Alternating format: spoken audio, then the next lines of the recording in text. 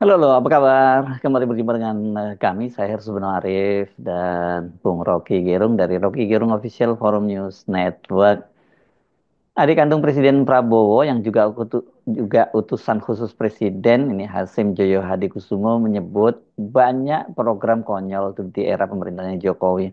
Program-program konyol itu ditemukan ketika Prabowo mulai menyisir anggaran demi penghematan untuk membiayai makan siang bergizi gratis.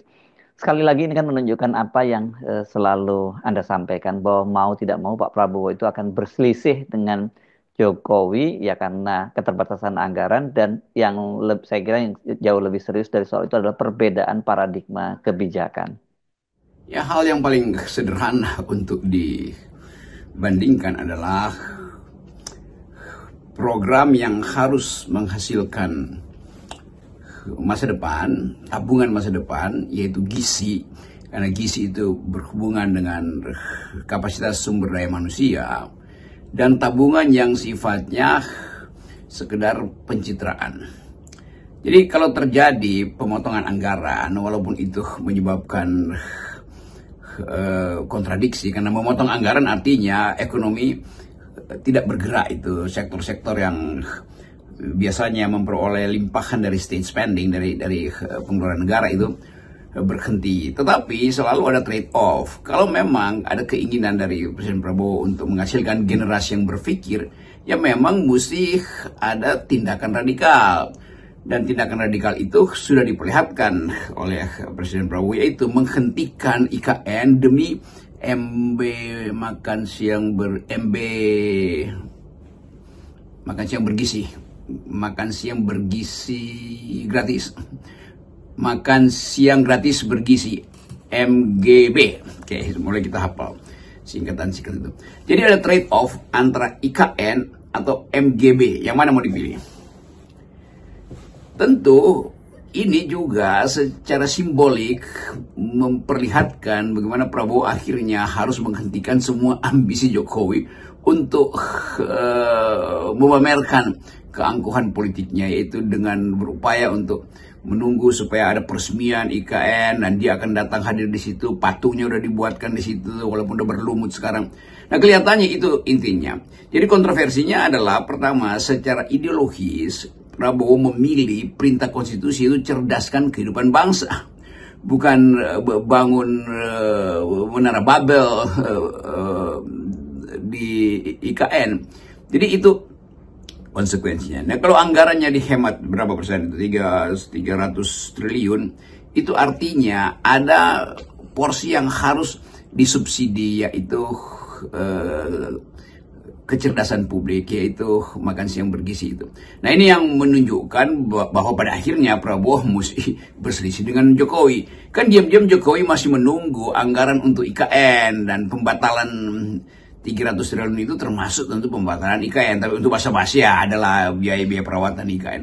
Tetapi 100 triliun yang diucapkan oleh Menteri Keuangan Sri Mulyani, dari 300 triliun yang dihemat itu untuk membiayai anak-anak kita supaya ada kesempatan membayangkan masa depan melalui perbaikan gizi. Jadi kira-kira konstruksi ideologisnya di situ. Pilihan diksi, banyak ditemukan program konyol itu apa maksudnya ya Bung Rocky ya? Saya kira kita dengan mudah bisa menduga-duga sih, apa sih yang dimaksud dengan program-program konyol di era Jokowi itu? Jadi substansinya adalah penghematan anggaran negara untuk investasi SDM, itu substansinya. Tetapi sensasinya terbaca melalui keterangan justru oleh Pak Hasim Joyo Hadikusumo yang bagian dari kabinet, yang bagian dari pemerintah, yang bagian dari Gerindra. Ketika dia menyebutkan, Hasim menyebutkan bahwa banyak anggaran yang konyol, karena itu mesti dihentikan. Tentu kita bertanya-tanya yang mana yang konyol. Bertahun-tahun IKN itu dianggap konyol oleh publik tuh. Bertahun-tahun kita sebutkan bahwa pembangunan IKN itu ada pemborosan anggaran pertama, perusakan lingkungan kedua, dan ambisi untuk legacy Jokowi doang, kan itu kan. Jadi kalau disebut konyol ya nggak salah kalau publik menafsirkan yang disebut konyol itu adalah IKN, yang disebut konyol itu yang punya gagasan membuat IKN, yang disebut konyol itu yang punya ambisi untuk meresmikan IKN, yang punya punya kekonyolan itu adalah dinasti yang ingin diingat sebagai pemilik IKN. Siapa itu? Ya Mulyono. Kan gampangnya begitu tuh. Jadi kita juga mesti belajar menafsirkan. Kendati tidak eksplisit diucapkan oleh Pak Hasyim, tetapi tentu kalau dipotong anggaran IKN itu sehingga tinggal mungkin beberapa ratus miliar untuk sekedar biaya pemeliharaan, maka bisa dipastikan bahwa 5 tahun ke depan IKN belum akan dilanjutkan. Artinya Jokowi tidak mungkin menunggu 5 tahun ke depan supaya Gibran itu akan berkantor sebagai presiden di IKN. Itu konyol namanya tuh. Juga tidak mungkin dalam 10 tahun ke depan, karena setelah 2029 maka politik akan berubah. Mereka yang berupaya untuk menilai kemasukakalan dari proyek-proyek infrastruktur Jokowi akan menilai bahwa banyak yang konyol memang. Jadi akan banyak PSN yang seharusnya udah dibatalkan dari sekarang tuh, karena memang konyol tuh.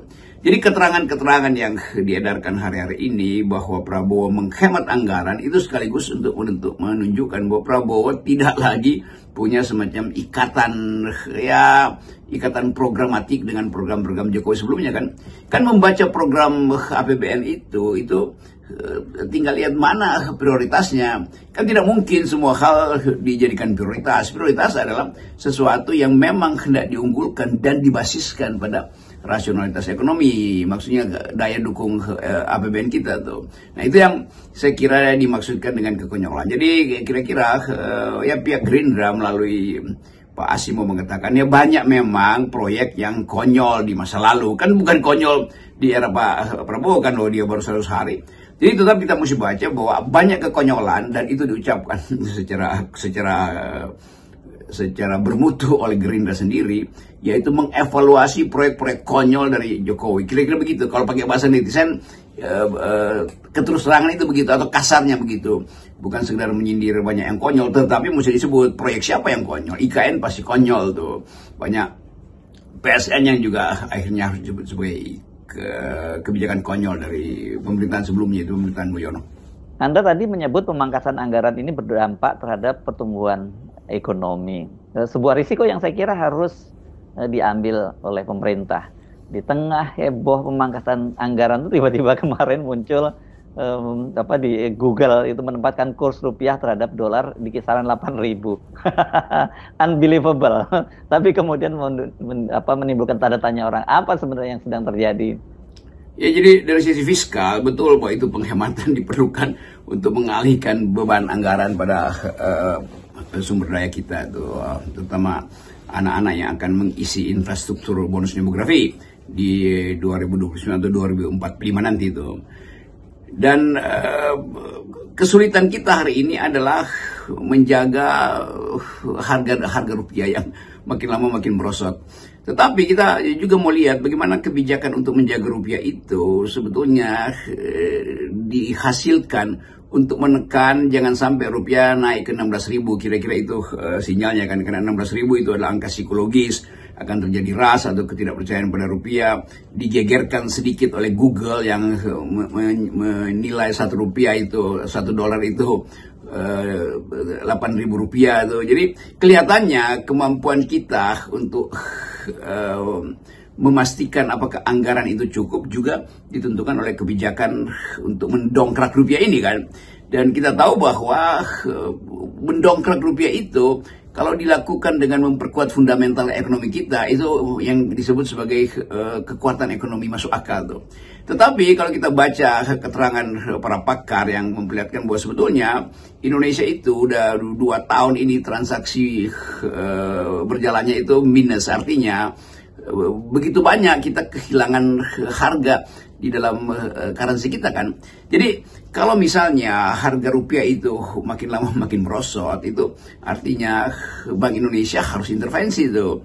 Nah kalau rupiah menguat sedikit, itu artinya Bank Indonesia minta utang dolar itu, jual surat utang itu, dia terbitkan surat utang supaya bisa dibeli dengan dolar agar rupiah menguat. Tapi penguatan itu kan bukan penguatan yang sifatnya fundamental, tapi penguatan karena diinfus, kira-kira begitu, diinfus oleh surat utang Bank Indonesia. Dan itu selalu berbahaya karena tidak bisa kita merasakan bahwa ada kegiatan ekonomi yang bisa menopang harga dari rupiah kan, atau otonomi dari rupiah atau kedaulatan rupiah tuh.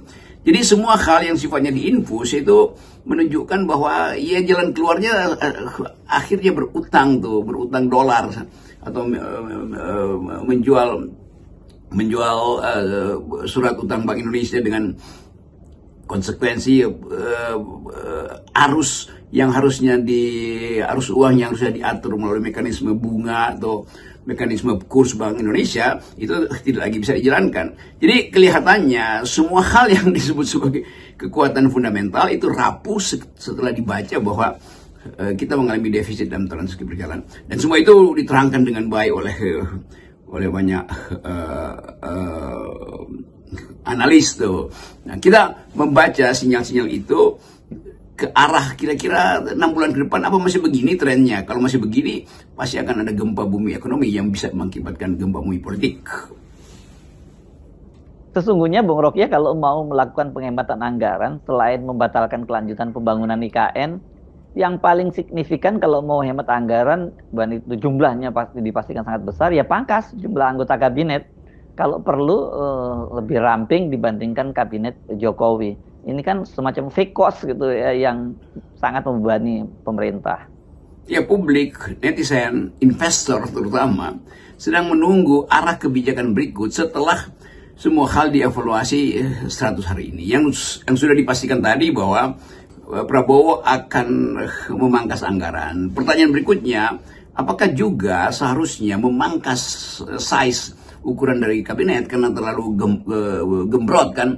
Jadi ada obesitas di dalam tubuh pemerintahan, dan itu artinya banyak pengeluaran yang harus dibayarkan. Pasti ada rekrut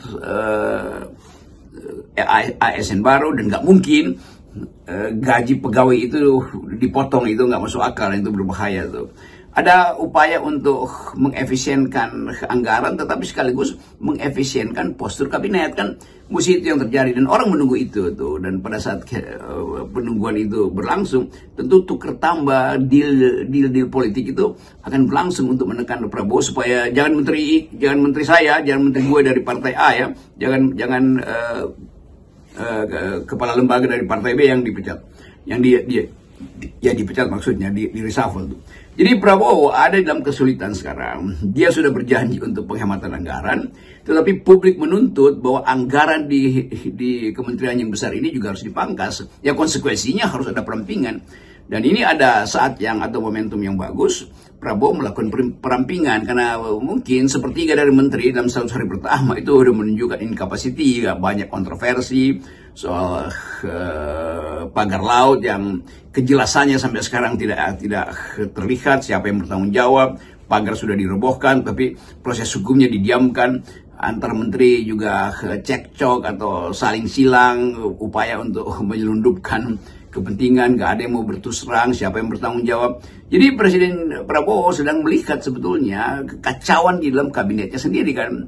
Yang terjadi ada semacam kakofoni itu, nantinya suara bising yang gak ada aturannya, yang publik pun mau makin lama makin tajam melihat bahwa di dalam kabinet tidak ada koordinasi isu tentang apa sebetulnya yang terjadi di belakang pagar laut itu.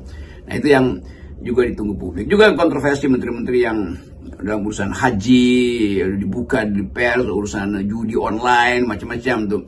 Nah, semua itu tentu ditunggu secepat-cepatnya dalam tempo saksama, dengan cara singkat-singkatnya untuk dijadikan isu publik sehingga timbul kepercayaan publik. Begitu kepercayaan publik timbul, maka investor merasa oke, ada stabilitas politik, tidak akan ada gangguan karena kendali tetap ada pada presiden. Itu yang memungkinkan investor masuk lagi. Tetapi selama ini diambangkan karena masih menunggu tukar tambah politik di belakang meja, siapa yang mesti digusur dari kabinet, maka investor juga akan nunggu aja. Dia pasti nunggu parkir duitnya di Singapura, di Hong Kong, atau di pusat-pusat sekitar Asia ke Pasifik untuk menunggu iklim politik dan kepastian hukum di Indonesia. Saya pikir sekarang ini ya, publik itu sedang wait and see kalau melihat langkah-langkah yang dilakukan oleh pemerintahan Prabowo. Langkah-langkah konkret yang mereka tunggu itu apa sih di balik retorika politik Prabowo, ya, khususnya yang sering menyebutkan akan memberantas korupsi gitu, masalah korupsi.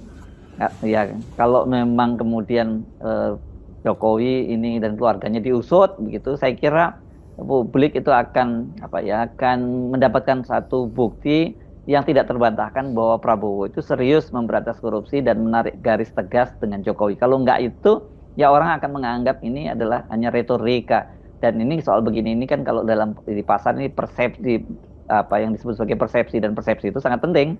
Saya kira yang berbahaya kalau makin lama makin terbaca bahwa Pak Prabowo itu dan kabinetnya itu terlalu banyak retorika tuh, terlalu banyak mengidealkan sesuatu yang secara headline itu berguna. Tetapi orang akan tunggu sekali lagi dari penyelesaian teknisnya seperti apa. Setelah paradigmanya diselesaikan, itu paradigma untuk pindah dari infrastruktur pergi pada SDM, dan itu artinya mesti dibatalkan proyek-proyek strategis yang berongkos,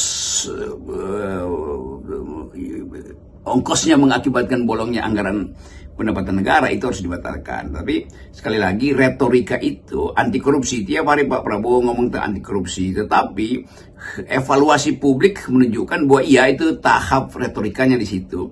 Setelah 100 hari, tahap logikanya harus ditunjukkan bahwa sangat logis bila retorika itu berakibat pada pemanggilan tokoh-tokoh yang di era Jokowi itu sebetulnya sudah dilaporkan ke KPK. Siapa mereka? Yang pertama tentu dinasti Jokowi kan. Ubaidillah Badrun itu akhirnya dipecat karena melaporkan dalam dugaan politik kita, melaporkan money laundering anak-anak Jokowi, melaporkan kecurigaan terhadap gratifikasi yang mungkin ratusan miliar diterima oleh keluarga Jokowi. Kan ini mesti diproseskan. Jadi kelihatannya publik akan tunggu itu. Pada saat yang sama, mulai hari ini akan ada demo besar-besaran dari teman-teman dosen yang menuntut tunjangan kinerja. Dan itu penanda juga bahwa universitas sedang bergejolak tuh. Jadi kita lihat bagaimana kondisi universitas. Dosen gajinya itu atau tunjangan hak dia yang akan menambah belanja dia, menambah pendapatan dia itu tidak dibayar oleh Jokowi selama 5 tahun. Nah itu mereka menuntut sebetulnya keadilan supaya dikeluarkan. Nah pada saat yang sama ada penghematan anggaran. Jadi pusinglah kepala presiden. Jadi kelihatannya itu. Juga di kampus mulai ada semacam perlawanan, walaupun masih 1-2 kampus yang melawan ide untuk menutup mulut kampus dengan izin tambang itu, ikut mengelola tambang. Kan kampus harusnya menambang pikiran, bukan ditambang oleh kekuasaan dengan menyogok tambang batu bara kan. Itu jadinya tuh. Jadi banyak juga rektor yang dungu, yang masih menganggap bahwa kalau dia dapat insentif melalui tambang itu, maka uang kuliah akan turun, praktikum laboratorium akan lebih kaya dengan dana-dana riset. Bukan itu maksudnya. Dia mesti baca bahwa itu bukan tugas primer dari kampus. Tugas primer kampus adalah riset tentang tambang, bukan berbisnis tambang. Itu dasarnya. Jadi kita tunggu banyak kontradiksi dan paradoks minggu-minggu ini. Salam akal sehat. Ya, salam akal sehat.